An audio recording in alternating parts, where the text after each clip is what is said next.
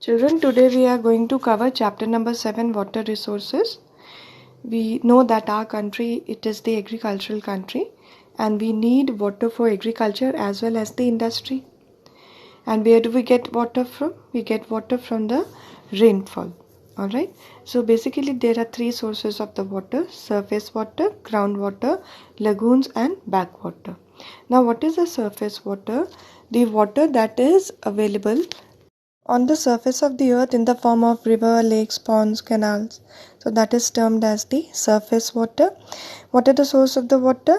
That is the major rivers like the Ganga, Brahmaputra, Meghna system, that is in the north. Now southern half of India, that does not have the perennial source or the Himalayan source of the river. So they run at the time period of the rainfall. Groundwater is the part of the rainwater that goes through the cracks and crevices into the ground, and then it is called as the groundwater. So that depends upon the type of the land availability and the groundwater distribution, that is also very uneven in our country. Now lagoons and the backwater, we have a very long coastline. Now this coastline that is very indented in some of the states, and these where the lagoons and the lakes, they have been formed up and they serve as the surface water resources.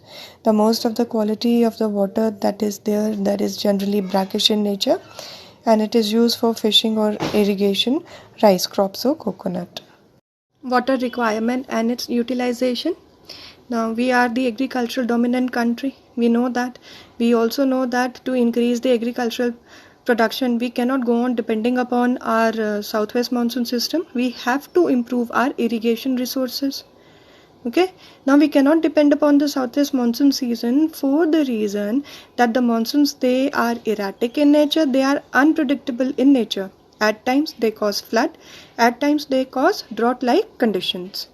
So we need to develop some system where the yearly supply of the water, it would go on to the various sectors as per their requirement.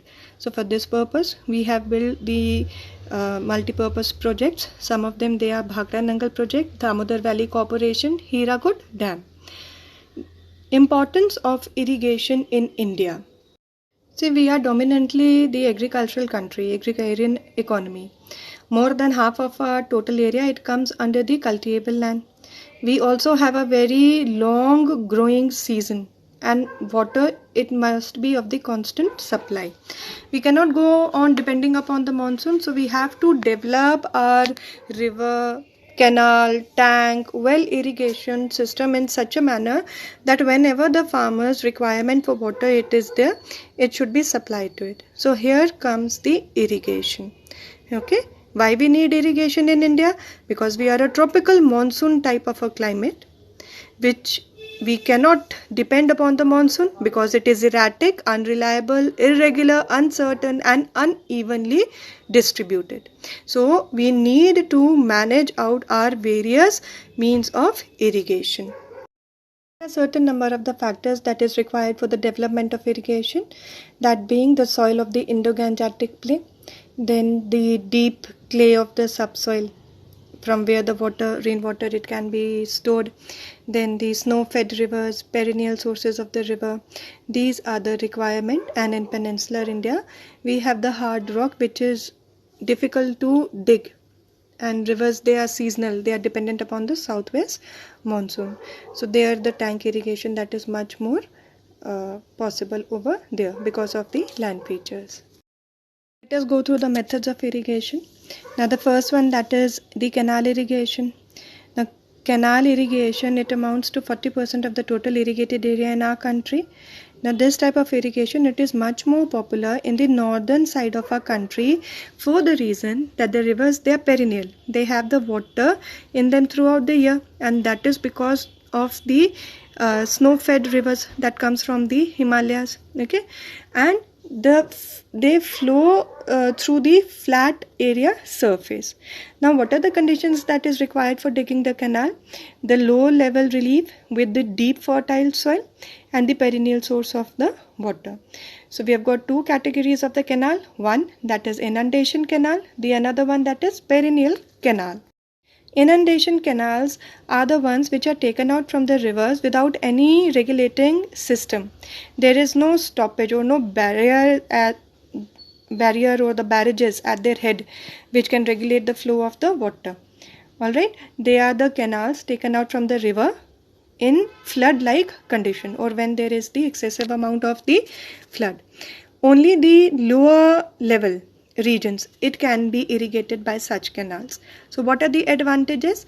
Advantages of the inundation canal: that it is easy to make and it is cheaply built, and they are useful in controlling the flood-like conditions.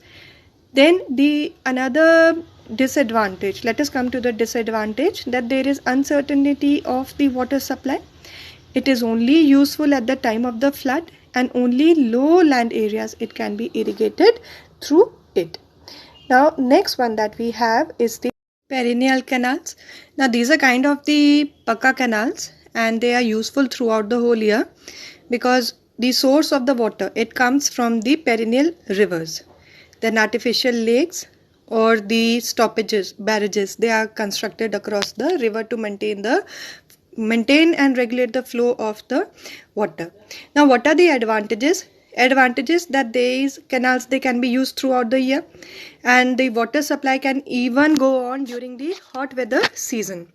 Disadvantage, that because of it the mineral content it increases, which make the soil unsuitable for the farming. Problem of the water logging that is there, and the over flooding it also takes place. To stop it, it then becomes necessary to make the canal with brick and mortar, so it becomes the expensive process. Now, irrigation in northern India, it is possible by the way of the canal for the perennial flow of the water that is there. The land is plain and demand for irrigation is much